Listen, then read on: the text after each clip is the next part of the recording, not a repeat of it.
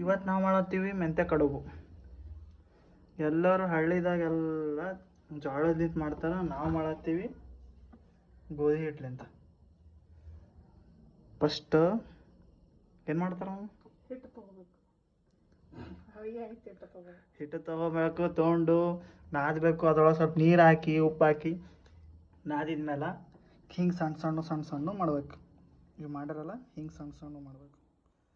ಸಣ್ಣ ಎಲ್ಲ ರೌಂಡ್ ಮಾಡಿ ಒಂದು ಮರ ಒಳಗೆ ಹಿಟ್ಟು ಹಾಕೋಬೇಕು. ಹಿಟ್ಟು ಹಾಕ್ಕೊಂಡು ಅದ್ರ ಮೇಲೆ ಇವು ಎಲ್ಲ ಸಣ್ಣ ಇದು ಮಾಡಿ ಕಡೆ ಮಾಡ್ಬೇಕು. ಹಿಟ್ಟು ಎದಕ್ಕೆ ಹಾಕೋತಾರೆ ಅಂದ್ರೆ ಅದೆಲ್ಲ ಹಿಂಗೆ ಅಂಟ್ಕೋಬಾರ್ದು ಅಂತ ಅರ್ಥ. ಇದು ಮಾಡಿದ್ರೆ ಅಂಟ್ಕೊಡುತ್ತೆ.